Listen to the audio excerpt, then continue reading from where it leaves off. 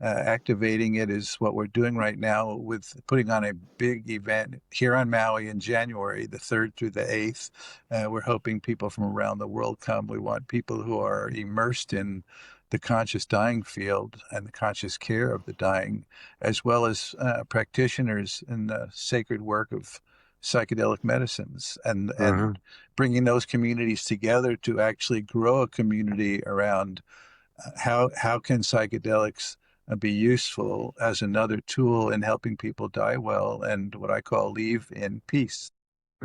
We all are gonna die. We all are gonna die. We all are gonna die. We all are gonna die. Why don't we help each other prepare for it? Without death, there could not be life. I'm talking about end of life conversations, conversations about the end of life. Death and dying, grief and loss, conversations about the end of life. Welcome, everybody. We're so glad to have you back today, and we are so glad to welcome a very special guest. I am the Reverend Wakil David Matthews. We are having Reverend Bodhi Be back today. Bodhi was actually our second guest way back at the very beginning when we started, and so we give him a ton of credit, actually before that even, for having mentored Bodhi and I he taught classes that I took many years ago and really kind of put the seeds that have grown out and become what this whole podcast is about. So we're so happy to have Bodhi back again after a couple of years of doing this. He is here to speak to us today about his new work. He's helping to found a new branch of his nonprofit mission, which is the Doorway into Light. The new mission is the Ram Dass Institute of Psychedelic Studies with the Dying, RIPS, RIPS. RIPS is a natural evolution of their mission to approach dying as a sacred rite of passage, supported by love and consciousness. Bodhi was, like I said, one of our very first guests. So glad to have you back, and we're looking forward to hearing more about this. I appreciate you Yes, making the time so inviting me. so welcome back, Bodhi. I am the Reverend Mother Ana Luisa Armendariz. And like Bodhi, Wakil, we are all ordained interfaith ministers, and he is a teacher in the Sufi lineage of Samuel Lewis and Hazrat Inayat Khan. He is a founder and executive director of Doorway into Light, which has operated Hawaii's only nonprofit funeral home since 2012. Reverend Bodhi is a funeral director, an end-of-life and bereavement counselor, and educator. He is continuing the work of Ram Dass, who helped birth in the fields of conscious dying in the United States, which is what we'll be talking about today. Thank you so much for joining us. Yeah. Glad to be here. Yeah. So I was really glad you contacted me. I've been watching you work on this project and seeing the announcements about it. So really want to hear more about this idea that, you've been doing this for years. So why don't you talk a little bit about what you've been doing for years, training people to care for dying people, and then how that has moved into this new project. Thank you. The story of what Doorway into Light has turned into really kind of hovered around my uh, being for a long time. And I was fortunate enough to, and Leila and I, my wife, were going to start an organization, Doorway into Light. And we lived down the street from Ram Dass, and he'd become a friend and a mentor. And I approached him and said, this is what we want to do. And Ram Dass right away said, I've been doing that work for 40 years. I'll help you. So from that point on, he helped found the organization and remained as one of our board members until his death, and continues to guide us.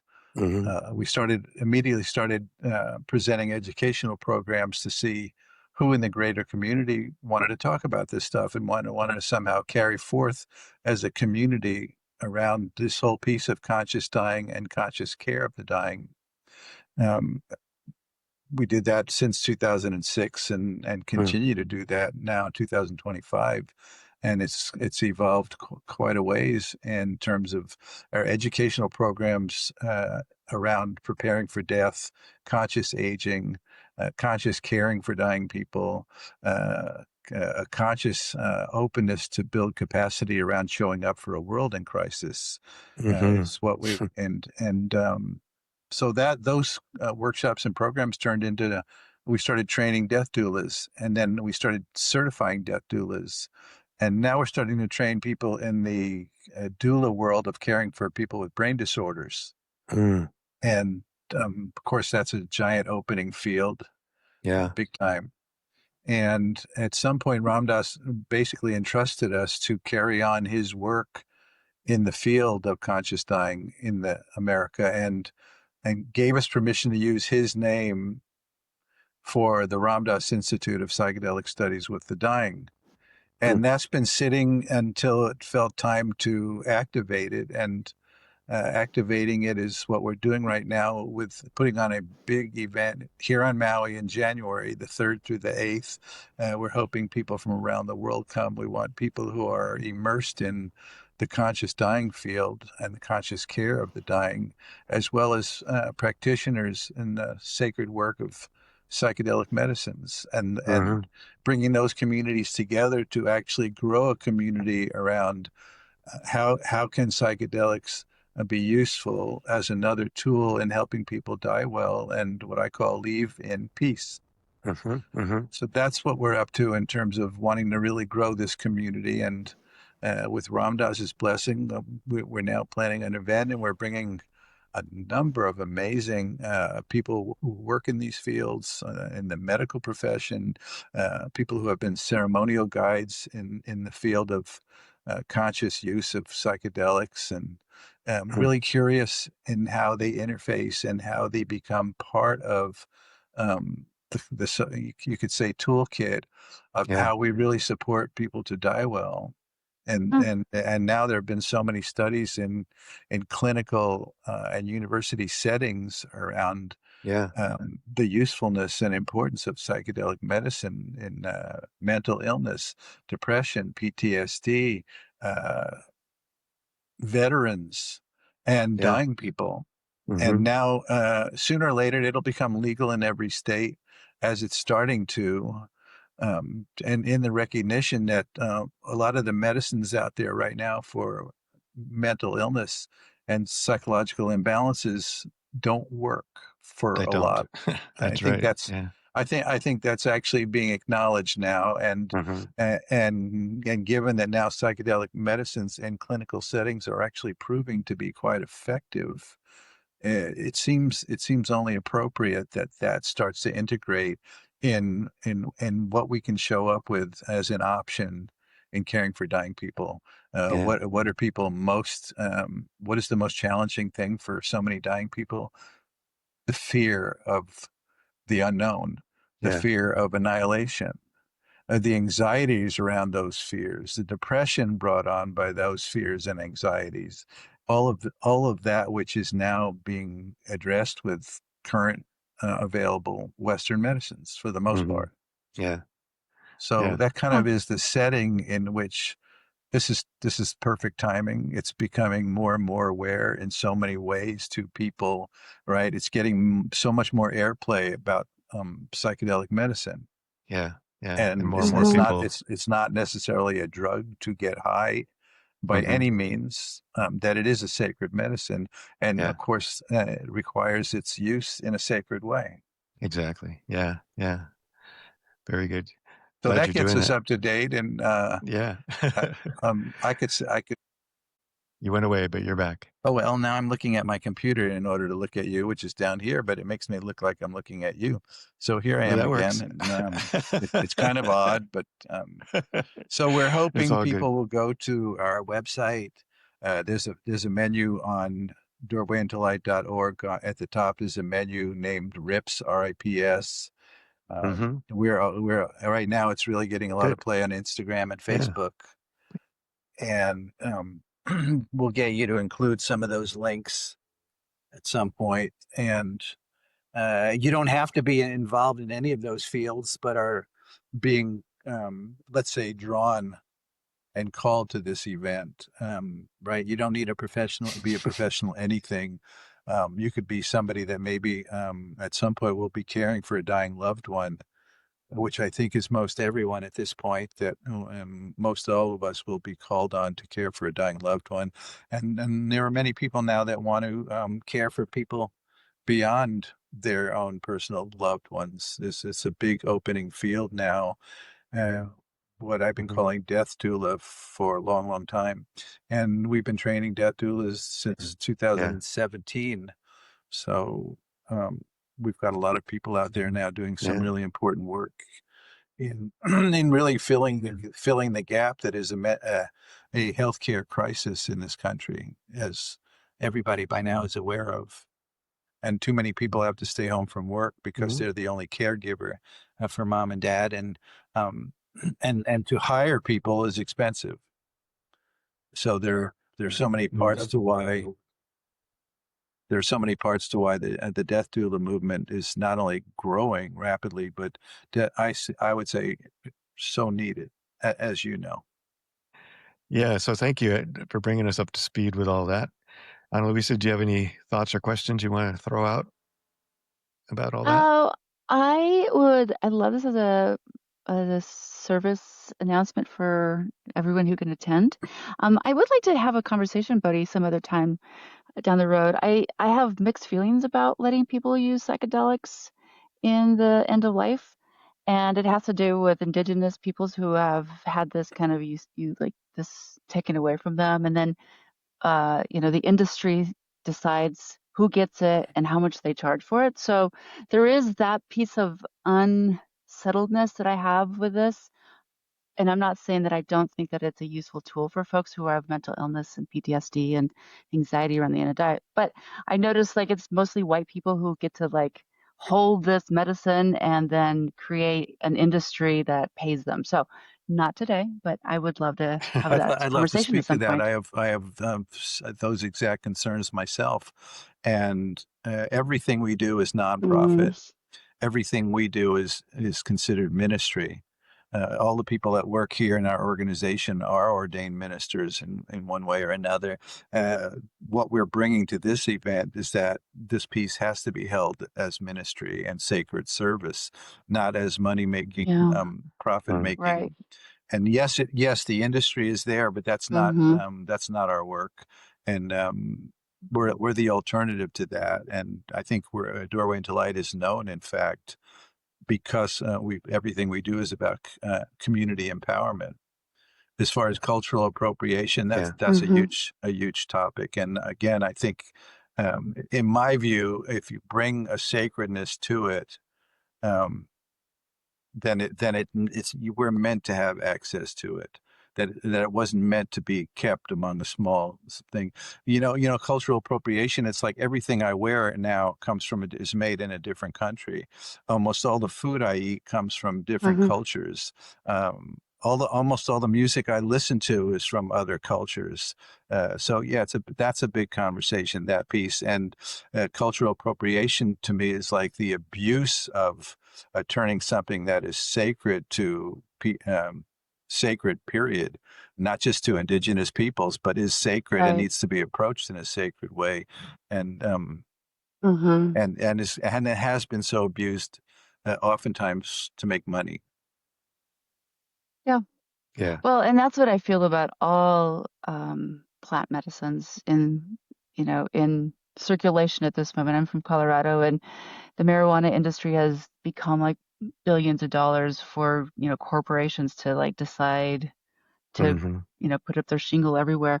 And I will say, like, as a death midwife, I've been called by people who want to use um, ketamine or psilocybin at the end of life. And it's not a practice that I have used for people, so I don't feel comfortable like saying, yes, I can.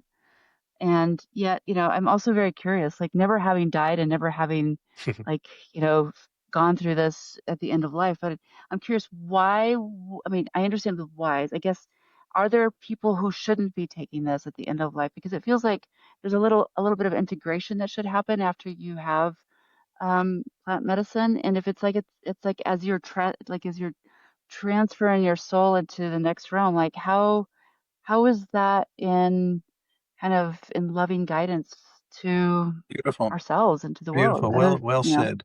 Well Yeah. said. Yeah, there needs to be a very uh, an intake form and an interview. There are a Mm. number of steps. In fact, that's one of the things we want to explore at our event in January. What are the best practices? How do we approach it as sacred medicine? Mm-hmm. How do we help people integrate the experience? How do we set the tone for, Right. and you brought it up, psilocybin right now is the one we're particularly interested in, and ketamine as well is getting a lot of notice right now for something that uh, it takes a shorter amount of time. That's the draw about ketamine. But what you speak to is exactly right in terms how do we approach it? So we're immediately approaching it in a sacred way. This is not a drug you take. This is, even what you Mm-hmm. call it, even what you call it, and Yeah. and that setting before there's set and setting, there's how do we even approach it? Because what you speak to is absolutely Mm-hmm. so important. And honestly, I don't see Yeah. myself taking Yeah. psychedelics when I'm dying, and that's the Yeah. I want to. I want and to that's the feel it. benefit also. That's the benefit I want to also of be in being it. having a spiritual life, being a minister. It's like I'm rooted in that reality to help carry me That's if right. any fear or anxiety or dread That's right. shows up. That there's something deeper going on in my life. Mm-hmm. Even Yeah. the we're going to have a woman at this January event who's been Ram Dass's caregiver for many, many, many years. And she told me right away he didn't take any psychedelics and didn't want to take any psychedelics when he was dying. And I Yeah. know people want to know that. Yeah. So it's not for everybody. It's not for Mm-hmm. every Yeah. instance. Just like every other tools in the tool belt of caring for dying people, it's there as a That's right. resource. Everyone's, Um, yeah, Right. everything's And that's different. what I was also going to mention, because for 7 years I was at a hospice center that wanted people with anxiety and pain to start out with, well, the palliative medication, of course, was always available. But I got trained as a Reiki master through this hospice center because they said we see actual benefits and wonderful support when people come in and do Reiki on somebody who has, a lot of anxiety, a lot of pain. And I did that for a long time, and I really appreciated that was in their tool belt, and that actually did make people. I have witnessed, Reiki actually supporting people and finding a sense of like, okay, this is going to be okay. So if you're offering this, will you also offer, other modalities to be supportive at the end of Reiki is life? sure going to be part of it. Certain breath practices, um, definitely, Mm-hmm. definitely. The difference between, and I'm glad Mm-hmm. you brought it up, the difference between taking psilocybin versus the palliative medicines that Western medicine offers, all of which have their value. Um, I mean, we excel at pain medication in the West. Hardly anybody ever dies in pain. But the Mm-hmm. downside of not dying in pain That's is you're right. left with your suffering. And that's what often shows up. Yeah. And the difference is that Western medicines basically cover up the pain, right? Psilocybin is about going through Mm-hmm. it Mm-hmm. into a much bigger picture of what's actually going on and who you are. So it's a very different thing than Mm-hmm. another drug. So you're not in pain or you're not depressed. It takes you Yeah. through it. That's a big difference. Mm-hmm.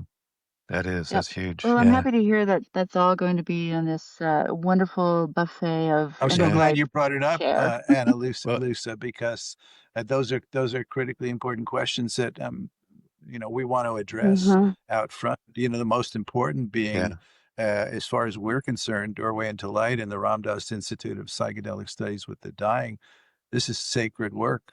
Caring for the dying Yep. itself is Mm-hmm. sacred work, and that's how it needs to Mm-hmm. be held as Mm-hmm. ministry and sacred service. Mm-hmm. Mm-hmm. Absolutely. Yeah. Yeah. I love that. I would also, make the point that I was noticing in the introduction that we said it was a only nonprofit in Hawaii. I looked it up, and I think it's actually the only nonprofit I in just the found that out. United I just States. found that out. So, I'm like right here in haiku, and really, and why is that? That's a haiku. sad thing. Um, And again, we all know That because it's is. a mega industry, a mega. The other two funeral homes on Yep. Maui are Mm-hmm. owned by the two biggest home corporations in the galaxy. Um, Yeah. Yeah. so we're Mm-hmm. holding up that flag Yeah. because That's we're not selling anything. People yeah. come in here and like, we're not selling anything, and people immediately get a sense right away something else is going on here. People just want to help us. Yeah, Mm-hmm. yeah. What an incredible idea. I love it. It's so good. So, tell me a little bit more, if you would, about the people who are coming, some of the guests Uh, that you have coming to let's the see, Lady Bird Morgan event. has been working in this very field. She's a nurse, works in Commonweal and a number of organizations. I'm not going to try to remember in this moment. And she's been helping and supporting people in their dying, and sometimes with the use of psilocybin. Dr. Ira Zunin, Hmm. who's got a alternative medical clinic on Oahu, also is very steeped in the Tibetan story of the different levels of dying. The Bardo is very versed in it, and also a very broad view of, because he also has been with so many people who are dying. Dream Mullick, who also very immersed in psychedelics themselves and the healing power of psychedelics. Um, Adasima, again, the caregiver for Ramdas for so many years.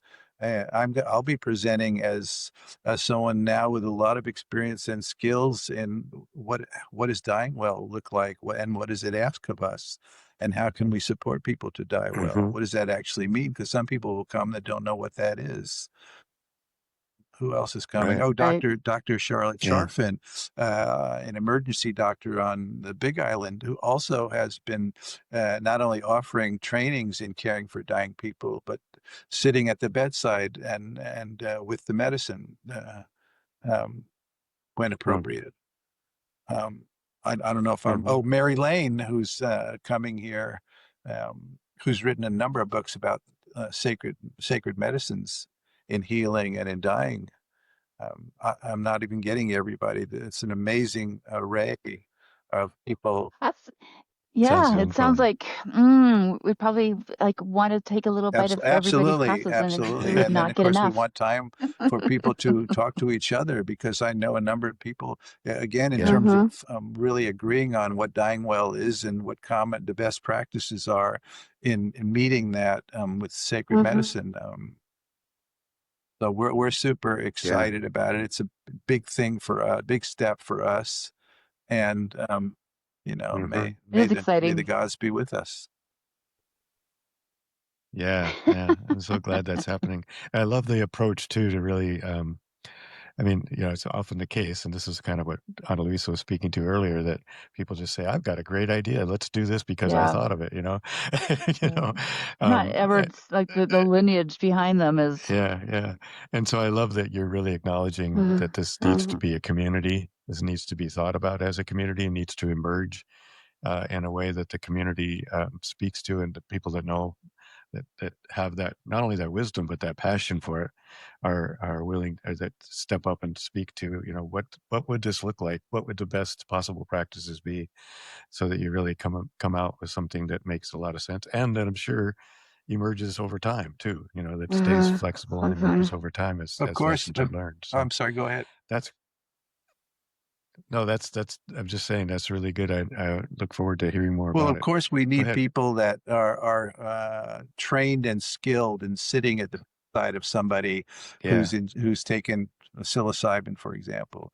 That's one side of the story. The other side of the Yeah. story is, from the beginning, we've been about returning caring for the dying to community work, not to experts, not to Hmm. professionals, Mm-hmm. not to strangers, but to our community caring for our dying and our dead. Right. That's been it from That's the right. Hmm. get-go for Hmm. us.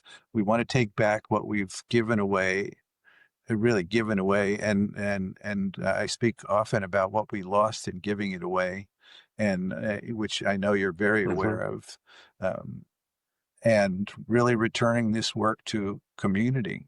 This is what we do as a village. This Hmm. is the way we Hmm. Yes. take care of each Yay. other. This is what builds community. Yeah. Yep. That's the way go from here through the chaos and collapse. We're going to come Yes, back with that's right. mutual aid and community caring for each other. So, yeah, that's our way forward. Go ahead, Annalisa. Oh no, I think that that's really essential. It just occurred to me, and I'm almost out of time here. I got to get going, but I was going to say, when we were ordained as interfaith ministers, because we didn't come from an organized religious setting, we had to have our community be there to see us and to ordain us. Mm-hmm. And I think that is a huge piece that is missing in a lot of different communities around mutual aid, but specifically me, like being in the positive death industry world, we don't have enough community who stands on a very, very like an essential foundation of I'm going to learn to support others. I'm going to be held accountable to my community. Like just like as spiritual directors, we go to supervision to talk about those hard things. I think this if this is going to be happening, we do need to like set up the foundational pieces for people to like not only be clearly safe people who are doing this work, but actually stay safe in themselves. And until that's happened, right? Like the industry, the funeral industry will just like nab us because we will grind ourselves to nothing and we will become Fodder. very yeah. So I mean, I hope this is a really great start to this, and I hope more people will actually invest in not only I don't want it to be like this extractive learning and then they're going to go back to Louisiana and say, I can do psilocybin deaths now, because that actually happens too. But I'm going to be in community with people who are going to be continually talking about best practices, acknowledging that this is a lineage that is not from, Europeans or I don't know where it comes from, but it's from this land. And we're going to continue to be, you know, keeping a clean heart. Yeah, and Mm-hmm. what I heard was when we started training death doulas, uh, right now and since 2017, you need to take a course, either an online course with us or an on Maui course with us, as a prerequisite to then take a year-long certification program where that includes 15 hours a month of sitting with dying people. So there's a lot to our training around Hmm. death doulas. And of course, as you know, now you can become a certified death doula online in a weekend. Uh, yeah. Online Yeah. over the weekend, Yeah. never having seen a dead It's so person. It just America, though. baffles It's me. so, Yeah, it is. It really is. And you probably pay $5,000 for that option. Yeah.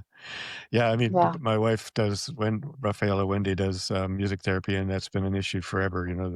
She went Mhm. to graduate school for this. She did years and years of internship and training, and then people go to a weekend on sound healing and come out and say they're Yeah. doing music therapy, and they're not. Mhm. And so this happens a lot. And you're right. It's the capitalist system that we live in. That let's see how we can make money from this. I was going to ask, so that kind of leads to this question that I had in my heart, was my mind was how how is what is the relationship with the funeral industrial complex, and are they likely to is there a healthy way for them to be a part of this conversation, and is there something we should be guarding against as far as their picking it up and walking there's and running probably a off lot with of answers to it? that, but I think right away what comes to me is it's the difference between a nonprofit organization and a for-profit organization. And no matter how well-meaning the funeral home is downtown, at the bottom line, they're selling. And in fact, they're pressured and Yeah. motivated to Mhm. upsell. And so at the Mhm. core of Yeah. any Mhm. conversation, including psychedelics, even more there's even more sensitivity around it, which again why this has to be ministry and not for profit and sacred Hmm. service. Yep. Annalisa said something about getting up and demonstrating to your community. That is the work of ministry. And now I'm starting to actually train ministers in the Sufi Yep. lineage. Mhm. And I did this extensive training to become a minister in the Sufi lineage that goes back at least 1,000 years. But the final exam was when I was told to get up in front of everybody and demonstrate your ministry. That right? And you had to do Yeah. that, Mhm. and now I've been doing that ever since, and get called on for all kinds of memorials and Mhm. funerals and et cetera. And feel fortunate and honored to be useful in that way. That's big work, but that's what ministry is about. Yeah. It's about helping people become deeper people, and and another way to say that is to Yeah. come into the deep relationship of the self and of this of their soul and of God, whatever name you give to it. Yeah. Mm-hmm. Yeah. Mm-hmm. Yeah. Very good. Okay. Well, let's see. Anything else that you can think of that we missed that we should speak to? I know you'd like to We make covered sure a lot of people know ground. before they. That was a lot, and I appreciate every piece you Yeah. added to it that helped kind of stir a little more out of me too. So yeah, Yeah. we covered a bit. Yeah. We covered a Yeah. lot, and Well, I'm very glad we could. Well, good. Well, we'll make sure this gets up soon so that people know and can start planning to get over to Maui. I think I would love to do that. I have. Well, I know. I was going to say, come yeah, on, that I sounds be think like I a was with good me waiting to more. say idea. I after want you to May. be there. Can I make Come, this happen? come. I Yeah. wish I could. People that I come will look through at the this dates and site see will what give a happens. discount to. Sounds good. And yeah, that is raise the There question: are is there scholarship scholarship funds, funds at and all? as much as we need to charge tuition, we we want to balance that out with the people that really want to be there and can't afford to be there, or the people that need to be there and can't afford to be there. We want to help people be there, and that's what we've done with every program and training from the beginning. So Yeah. we make sure Yep. that Yep. people that really want to be there and need to be there, we give discounts to. And Okay. Yeah. Yeah. So for both the people who might need that help and the people who could provide that help, make sure Mm-hmm. that you're paying attention and offer the participate in this in any way you can. Well, wonderful. Thank you so much, Thank Bodhi. you. So good to see you again, and looking forward to seeing you soon. I'll be no, out there in January, February, come in inshallah. January, January 3rd to the January. 8th. Yeah, January 1st. Maybe I'll just stay there. I mean, why not? Why go home? Yeah.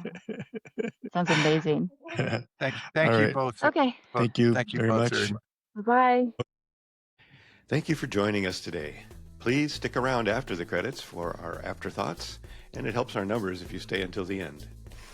We want to thank my children, Nate, Vivian, Nina, and her fiance Asher, for the excellent opening song, and a special thanks to our awesome editor, Sam Zemke, who is also a guest on our podcast. You can listen to him on Season 4, Episode 5.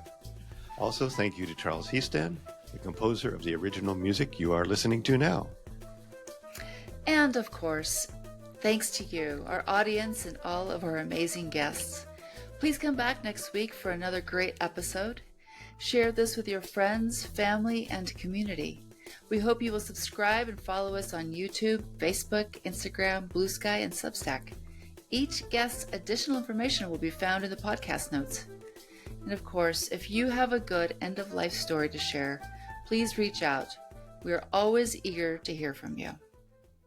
Such an interesting conversation. Yeah, Again. I'm glad we did actually have a conversation. At the beginning, I wasn't so sure. And Yeah. you can edit that part out.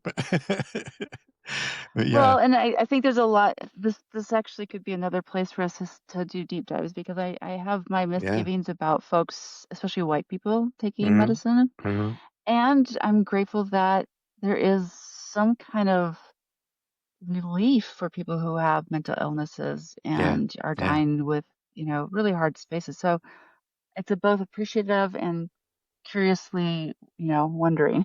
Well, and I appreciate that he's thinking about that too, and that he's holding it as Mm-hmm. sacred and as nonprofit. And I mean that makes a huge difference in my mind anyway when it comes to that stuff. Is that if we are going to exploit, Extract, extract, exploit, yeah, exploit, and exact, take. It's yeah, just taking. that we do that if we feel like there's a reason for. I mean, it's true. Our world is so open now. We have so much access Mm-hmm. to so many things, and we can decide we don't want to do that.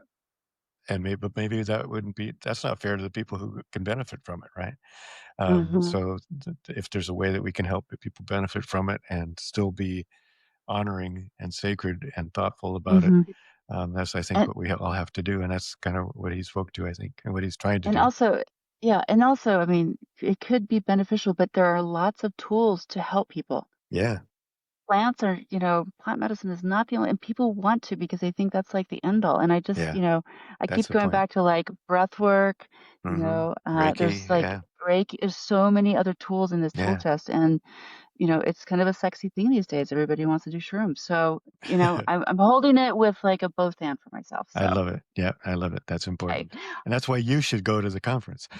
I should. I really should. I'm like, wait a second. Point of I'll help you. order. If I Okay. can, maybe we'll both go. We'll see. All We'll right. see. Much love. All right. Much Adios. love. Adios. Ciao.